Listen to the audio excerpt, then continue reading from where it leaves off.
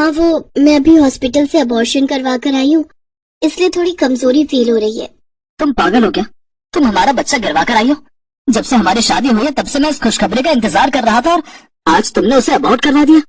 Legal तौर पर ये बच्चा मेरा है, इसलिए मेरी मर्जी में इसे रखूं या गिराऊं। वैसे भी बॉडी मेरी खराब होगी तो इससे तुम्हें क्या फर्क पड़ता है। उनकी ये बात उनकी नौकरानी सुनीता सुन लेती है। एक मैं अभागिन हूँ जो बच्चे के लिए कितनी मन्नतें मांग रही हूँ, और एक मेम साहब है जो अपना बच्चा गिरा कर आ गई। हे भोलेनाथ, न जाने तू कब मेरी झोली भरेगा। ऐसे ही कुछ दिन बीत जाते हैं।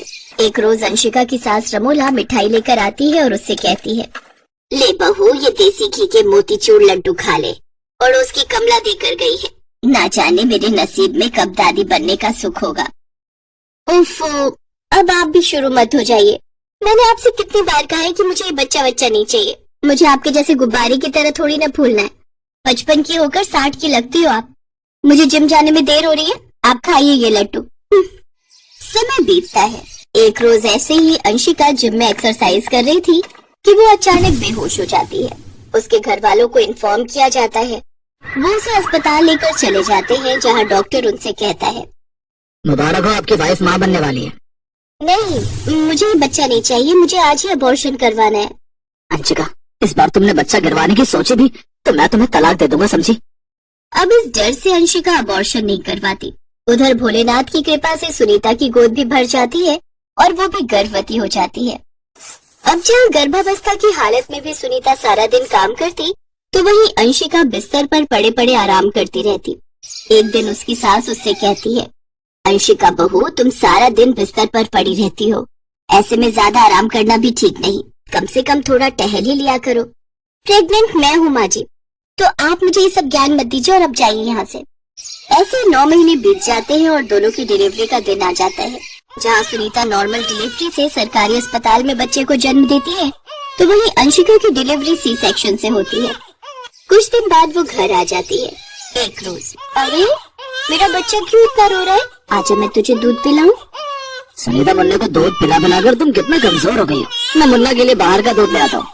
नहीं, माँ की रहते हुए वो बाहर का दूध क्यों पिएगा, और वैसे भी माँ का दूध बच्चे के लिए बहुत लाभकारी होता है। उधर दूसरी तरफ अंशिका का बेटा रो रहा होता है, लेकिन फिर भी वो उसे दूध नहीं पिलाती। क्या मुसीबत है, तब से ढोल की तरह बजे ही जा रहा है, बजे ही जा रहा है। इसकी आवाज सुन सुनकर तो मेरा सिर दर्द हो गया। चुप हो जा आप, और कितना रोएगा। अंशिका, उसे भूख लगी है, उसे दूध पिलाने के बजाय उसे डांट रही हो। तुम्हारी वजह से मेरा फिगर खराब हो गया और तुम चाहते हो इसे दूध पिलाकर मैं अपना बचा कुचा फिगर भी खराब कर लूं। तुम ही संभालो इसे।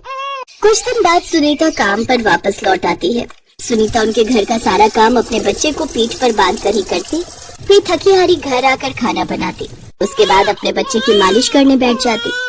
तो वहीं अंशिका तो बस जिम और अपनी फिटनेस पर ही ध्यान देती और बच्चे की मालिश नहीं कर पाती, जिस कारण दिन पर दिन उसके मुन्ने का विकास ठीक से नहीं हो पाता, जिस वजह से निशांत उसे लेकर डॉक्टर के पास जाता है। देखिए, बच्चे की मालिश बहुत जरूरी है, अगर इसकी मालिश नहीं हुई तो हो सकता है कि अपाहिज हो जाए। ये सुनते ही निशांत घबरा जाता है। शाम को जब मुन्ना रो रहा होता है तो अंशिका जिम से आती है और चिल्लाते हुए कहती है, ओफो, इस बच्चे ने तो मेरा दिमाग खराब कर दिया है, जब देखो चिल्लाता रहता है। काश कि तू गूंगा पैदा होता, कभी कभी तो मेरा मन करता है कि तेरा गला ही दबा दूं। ये सुनकर निशांत उसे जोर से थप्पड़ मार देता है और उससे कहता है, अरे कैसी माँ है तू माँ नहीं डायन है। कोई भला अपने बच्चे के लिए ऐसा कह सकता है? आज तेरे कारण मेरा बच्चा अपाहिज होने वाला है। अपने पति की बात सुनकर अंशिका को अपनी गलती का एहसास होता है और वो निशांत से माफी मांगती है। मुझे माफ कर दो निशांत, मुझसे गलती हो गई, मैं अपने बच्चे के अपाहिज होने का कारण बनने वाली हूँ। मेम साहब, अभी भी देर नहीं हुई है, बच्चे को अपना दूध पिलाकर और उसकी मालिश करके आप उसे ठीक कर सकती हैं, और इसमें मैं आपकी मदद करूंगी। उस दिन के बाद से अंशिका अपने बच्चे का पूरी तरह ध्यान रखती है और उसे समय समय पर अपना दूध पिलाती है, साथ ही सुनीता की मदद से उसकी मालिश भी करती है। कुछ ही दिनों में उसका बच्चा भी पूरी तरह से ठीक हो जाता है।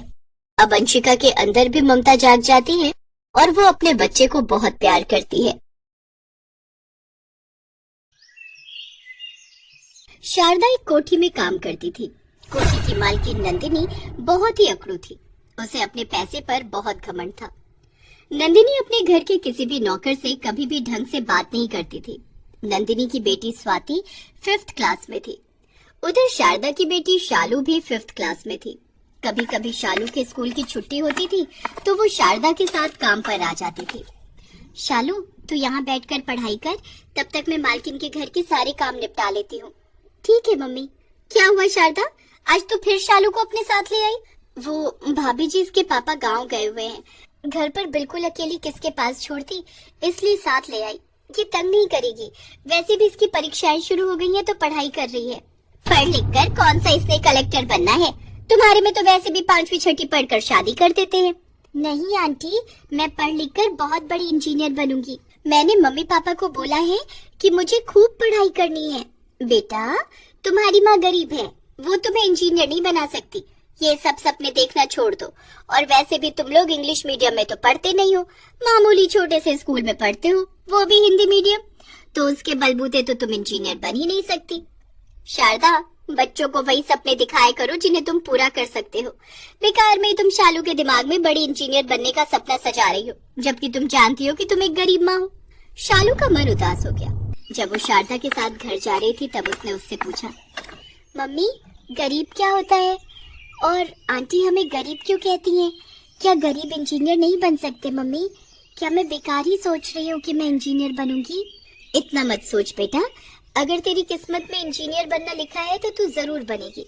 पर इतना याद रखना शालू बेटा, किसी के भी कहने से अपने लक्ष्य को मत छोड़ना। अगर तुमने मन में ठान लिया है कि तुम इंजीनियर बनोगी तो तुम जरूर बनोगी। अच्छा चल, मैं तुझे हलवाई की दुकान से लड्डू खरीद कर देती हूँ। तुझे लड्डू अच्छे लगते हैं ना? ठीक है मम्मी, आप मुझे 1 नहीं 2 लड्डू लेकर देना।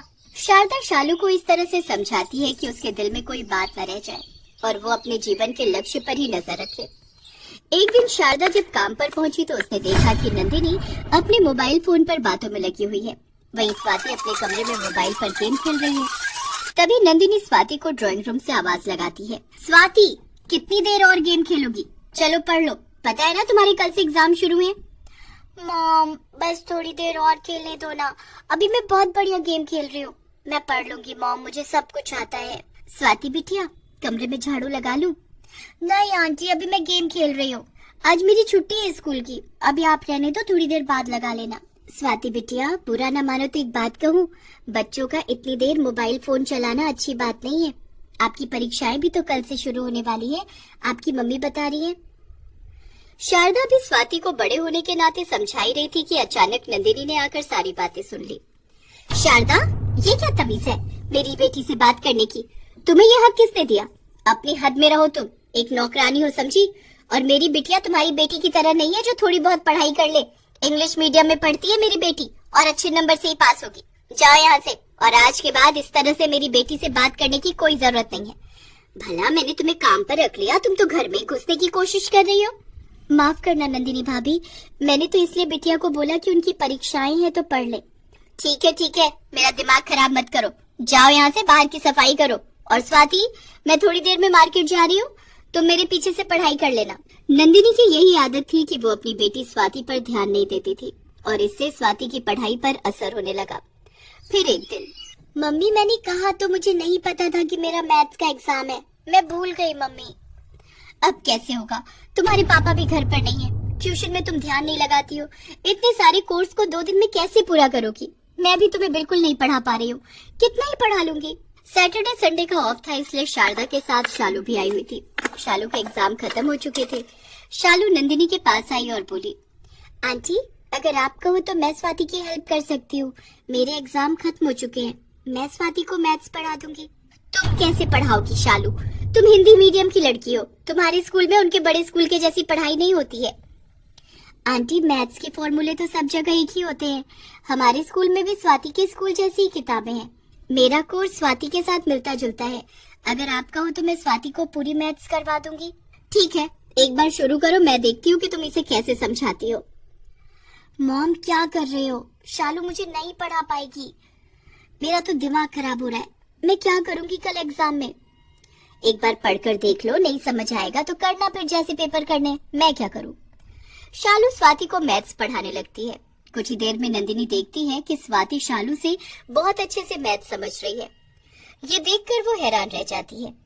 नंदिनी भाभी चिंता मत करो, शालू मैथ्स में बहुत अच्छी है, इस बार उसके पेपर बहुत अच्छे गए हैं। उसकी टीचर कह रही थी कि वो गणित में बहुत अच्छे नंबर लेकर आई है। हाँ, मुझे दिख रहा है। स्वाति शालू से अच्छे से समझ पा रही है। शालू के पास 2 दिन का टाइम था। वो शनिवार और इतवार दोनों दिन स्वाति को खूब मेहनत करवाती है। शालू का दिमाग पढ़ाई में बहुत अच्छा था। उसके बताए गए तरीके से स्वाति मैथ्स को करती है। अगले दिन सोमवार को जब स्वाति पेपर देकर आती है तो वो बहुत खुश थी। मम्मी, मेरा मैथ्स का पेपर बहुत अच्छा गया है। आपको पता है, शालू ने मुझे एक एक चीज समझाई थी। मेरी ही सोच गलत थी। मैंने हमेशा शारदा को गरीब कहकर उसका कितना अपमान किया, पर आज देखो उसकी बेटी कितनी समझदारी से स्वाति को पढ़ा रही थी। मुझे शारदा से माफी मांगनी होगी। कुछ समय बाद स्वाति का रिजल्ट आ जाता है। स्वाति के मैथ्स में बहुत अच्छे नंबर आए थे। नंदिनी जानती थी कि स्वाति के अच्छे मार्क्स लाने में सबसे बड़ा हाथ शालू का है। शालू बेटा, ये मेरी तरफ से तुम्हारे लिए उपहार है। तुमने स्वाति की बहुत मदद की। ये लो तुम्हारे लिए लैपटॉप। तुम्हें इसकी बहुत जरूरत होती है ना, और तुम्हें इंजीनियर भी बनना है। ये तुम्हारे बहुत काम आएगा। Thank you aunty, thank you so much. Shalu के चेहरे पर जो मुस्कान थी उसका कोई मोल नहीं था। नंदिनी जानती थी कि शालू ने जो स्वाति के लिए किया वो भी काबिले तारीफ था। नंदिनी पैसे वाली थी। वो एक गरीब माँ की बच्ची का भविष्य बनाने में मदद कर सकती थी। एक गरीब की बच्ची का सपना पूरा होने में थोड़ी सहायता कर सकती थी। उसकी इसी सोच ने उस दिन से उसके व्यवहार को बदल दिया। अब कभी भी स्वाति को पढ़ाई में कोई परेशानी होती तो नंदिनी शालू को बुला लेती। नंदिनी ने देखा कि व्यक्ति अमीर या गरीब कुछ नहीं होता, व्यक्ति का चरित्र मायने रखता है। अच्छी संगत में रहने से बच्चे अच्छी सीख ही लेते हैं। स्वाति को